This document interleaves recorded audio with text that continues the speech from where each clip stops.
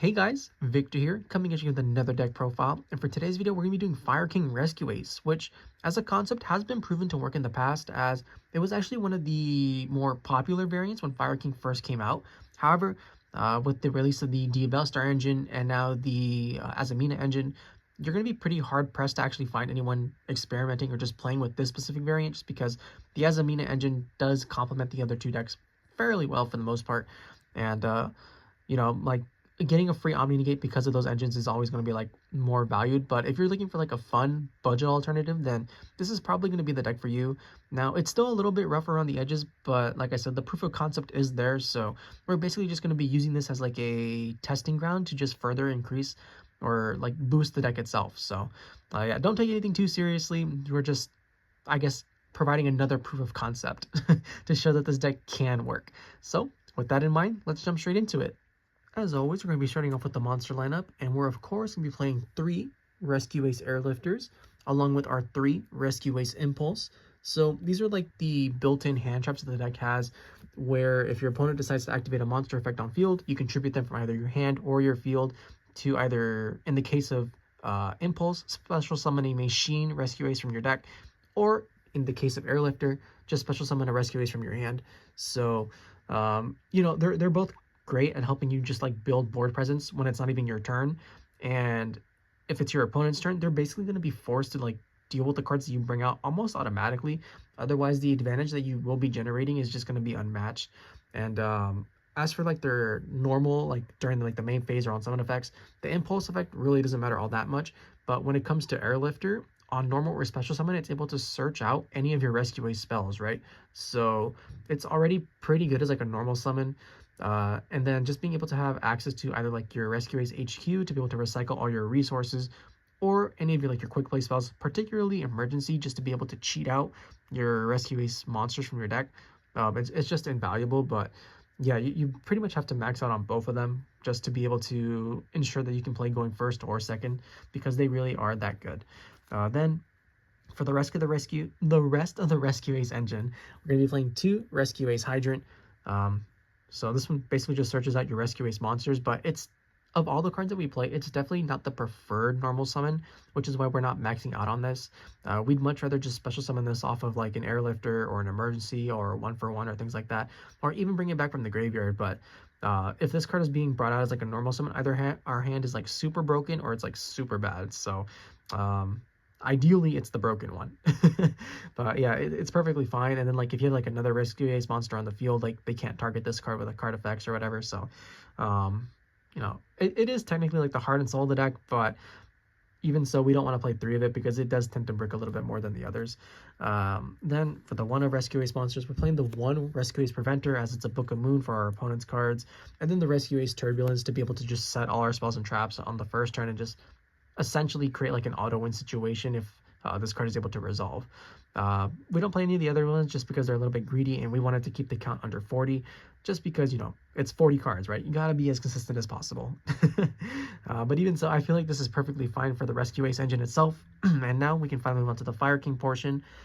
So first off, we're gonna be playing 2 Fire King Courtier Ulcanix, and of all the cards in the deck, this is probably the one that I would most likely be increasing to 3, just because it is basically like the best normal summon, right? But 2 is also perfectly serviceable. But if you have 3, you basically have your full Fire King combo every single time, which is you just normal summon this, you pop any other fire, then you add the ponix, and then you just continue to climb up, and you have like a full board of at minimum Ambler Whale plus like a Promethean Princess in the graveyard. So if you're to take anything from this video, play 3 of this, not 2 like I am, like an idiot. Because it really is that good for like consistency wise. And then even if you're popping like any of your Reacue-Ace monsters, right, that's ideally the preferred play, as you just go Ulcanix, ideally pop like an Airlifter, and then when you get to the Promethean Princess part, you're going to bring back the Airlifter, and then that'll bridge you into like your Reacue-Ace plays, which will just completely like overwhelm your opponent at that point. So it's a pretty good card. I don't know why I'm playing it at 2. You should definitely be playing it at 3. But even so, only 2 for now because I'm a dumbass. Then to go with our 2 Ulcanix, we're playing 2 Fire King High Avatar Kirin. This is also another card that I'm contemplating bumping up to 3, and not because it's like extremely good or anything, but you do get a lot of value out of just straight up hard drawing this, as it will pretty much ensure that all your Rescue-Ace monsters are able to resolve, or your Fire King monsters, right? As its quick effect to pop a fire allows you to essentially just dodge cards like Infinite Impermanence or Effect Veiler, you know, things like that that can be proven as like a nuisance at times. But because we're playing 40 cards, space is super tight, and I wouldn't really be sure where to start. Maybe I'd like knock down the number of impulses and airlifters, but I don't know. Those cards are kind of needed, so let me know what you guys think down below, because I'd love to have some help in just like making this deck even better than it already currently is, because I know for sure that this one, of all the decks that I constantly present, is the one that needs like the most work. And I would really appreciate what you guys have to say about it. So yeah, just leave that down in the comments below. Then we're playing the one of Fire King Ponix. You don't want to draw more, or you don't want to play more than one of this, because it is technically a brick. You'd much rather start with the Ulcanix every time, and this is extremely searchable off the Ulcanix. But you know, it's perfectly fine as is. Then we play the one Fire King Avatar Arvata. This card I'm still not entirely sold on, just because typically in like a pure Fire King deck, right, you've been bringing this card back usually off of the Promethean Princess, but because this is a Rescue-Ace deck, Princess is typically going to be reserved for the Rescue-Ace cards, just to be able to bridge the two engines together. But this card is still super solid, and we do have other methods of bringing it back, such as like destroying the Fire King Kirin, for example. There we go, Kirin, just to be able to bring this card back from the grave. And then it also does provide us like a free body if it gets destroyed. So, you know, just things to think about for the future, or just like any future profiles of this deck.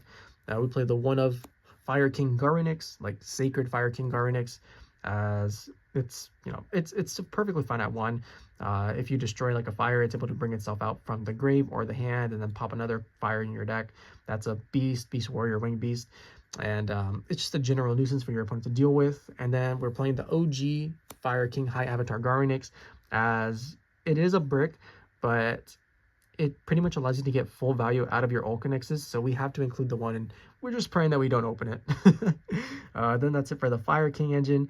And then for the hand traps, we're just going with 3 Ash Blossom because it's super safe, super generic, and 3 Droll and Lockbird for like the super high impact plays or super high impact decks, or this card just completely demolishes them. And with that, that's the monster lineup, and now we can move on to the spell and trap portion. Now that we're on the spell and trap portion of the video, we're going to be starting off with 3 emergency.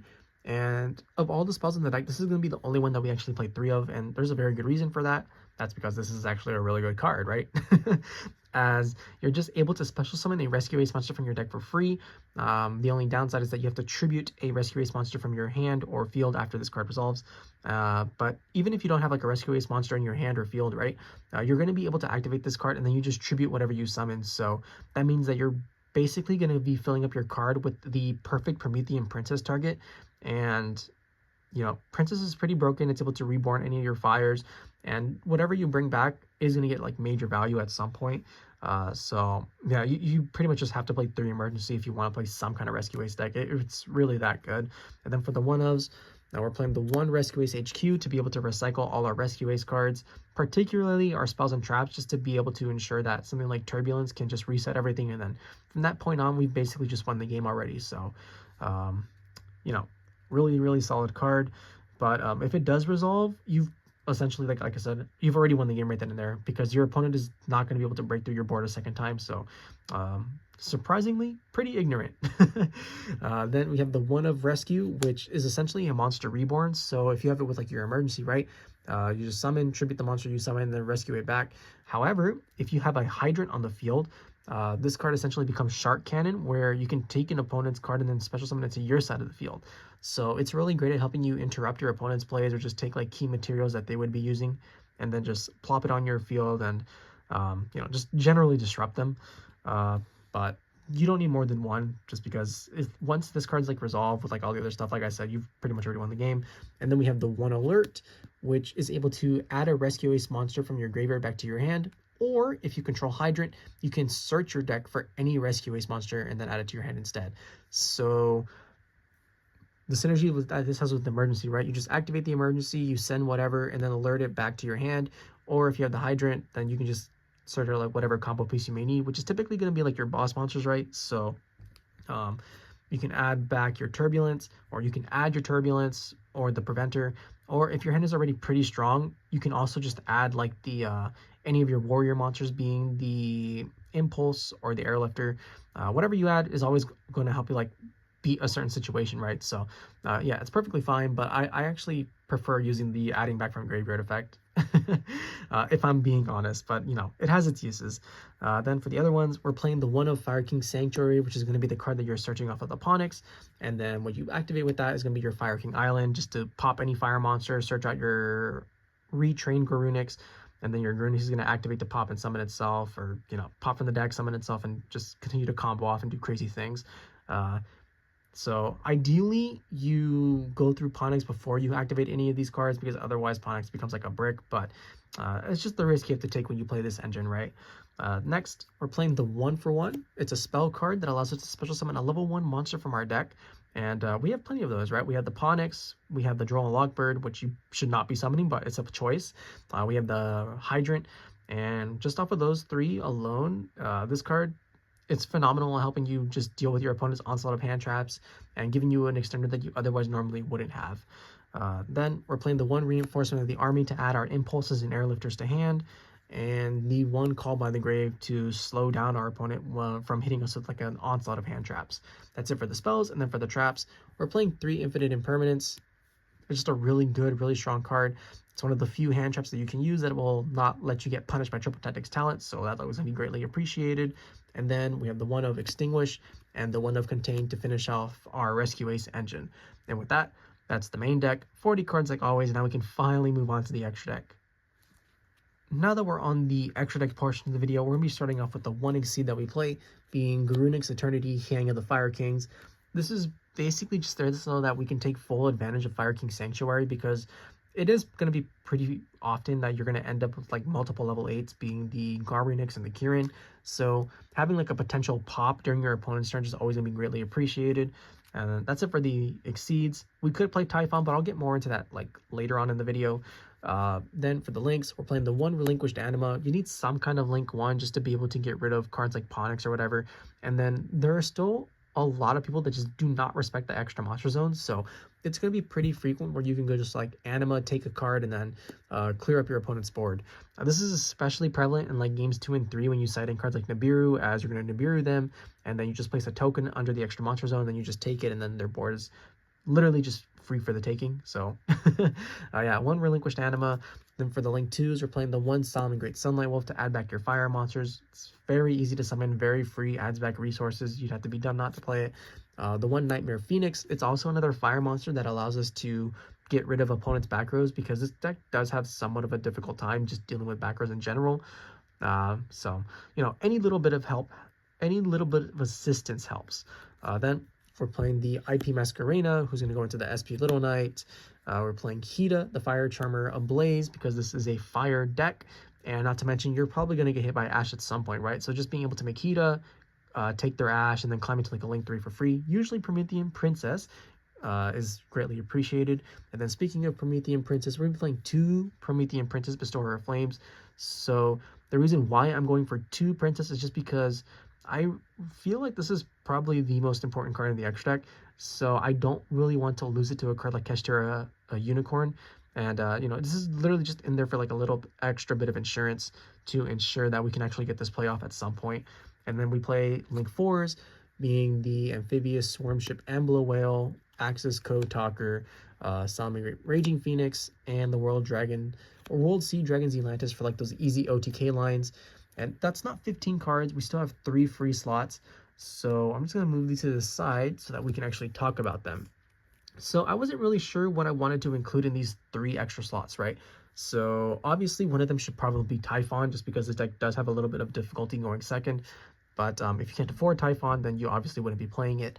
Then I also considered playing super polymerization targets. So Mud Dragon, Garura, Predaplant, Dragostapelia, with the super polys, of course. And this is actually one of the few decks I feel that can actually take pretty decent advantage of super polymerization, as normally the top deck, being Ryziel, would be completely immune to it because they have a fire and a light monster on the field. But because your entire deck is made up of fires, you can just go like normal summon, I don't know, let's say you normal summon Hydrant, activate its effect, and then they'll try to like chain pop it with like Detonator or whatever. You're going to chain super polymerization, and then you're going to fuse away their cards, and you still get to resolve your effect.